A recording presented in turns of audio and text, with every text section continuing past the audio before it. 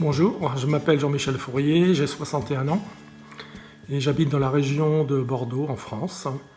J'ai été diagnostiqué fibrose pulmonaire idiopathique il y a bientôt 5 ans et à un stade précoce, ce qui est malheureusement trop rare pour nous patients FPI.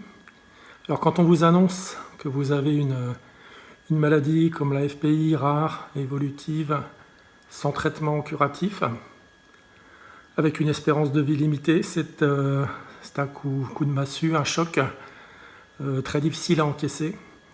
Mais j'ai eu la chance d'avoir un entourage professionnel et personnel qui m'a beaucoup aidé, très compréhensif, ce qui m'a aidé à accepter la maladie. Et j'ai pu aussi rapidement bénéficier d'un traitement antifibrosant. Plus la fibrose pulmonaire progresse, plus la vie quotidienne devient compliquée. Il y a des choses simples de la vie quotidienne qu'on peut faire très difficilement ou plus du tout à cause de la dyspnée et de la fatigue musculaire. Quand je dis des choses simples, c'est simplement marcher vite, marcher avec du dénivelé, courir, monter des escaliers. Et puis à ça viennent s'ajouter le manque d'appétit et puis d'autres dérangements qu'on peut connaître avec les traitements antifibrosants, une baisse énorme de l'estime de soi et pour ma part une culpabilité très importante d'imposer ma maladie à mes proches. Alors je tenais à témoigner parce que je suis réellement persuadé de l'impact de la réhabilitation et donc de l'activité physique aussi quotidienne sur mon état de santé. Même si c'est pas mesurable, même si c'est difficilement mesurable.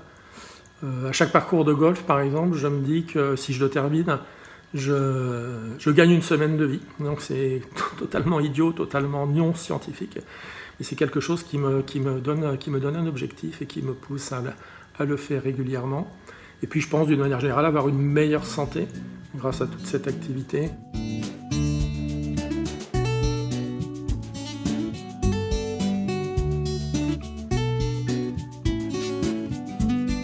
Ok, bon, j'ai une montre connectée standard Fitbit.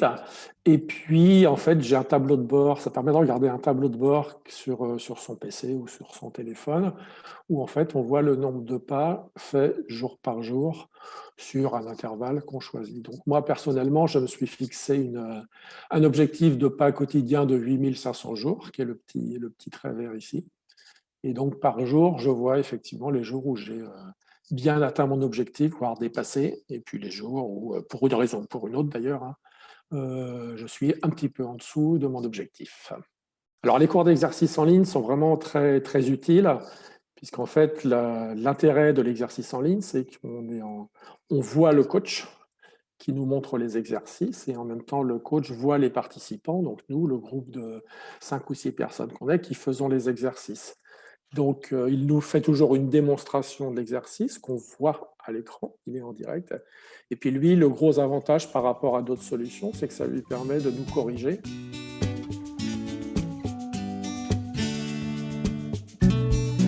En apprenant à refaire bien des gestes simples de la vie quotidienne. Comme je disais tout à l'heure, se baisser pour ramasser quelque chose, j'avais énormément de mal au début des séances à le faire, à me relever.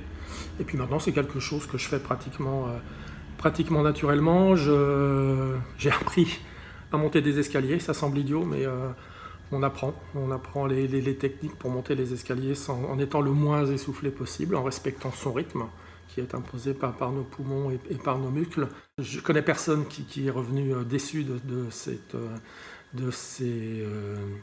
stages en fait, de réhabilitation.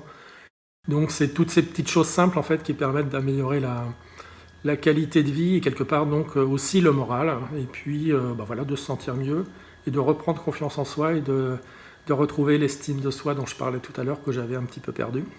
Et puis si j'avais un dernier point à aborder lors de ce témoignage, c'est le point qui me vient à l'esprit, c'est vraiment la difficulté qui reste pour les malades FPI de participer à ces séances de réhabilitation pulmonaire.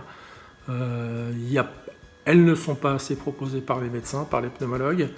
Et puis, travaillons tous ensemble pour obtenir plus de moyens et plus de capacité d'accueil en stage de réhabilitation pulmonaire. Merci.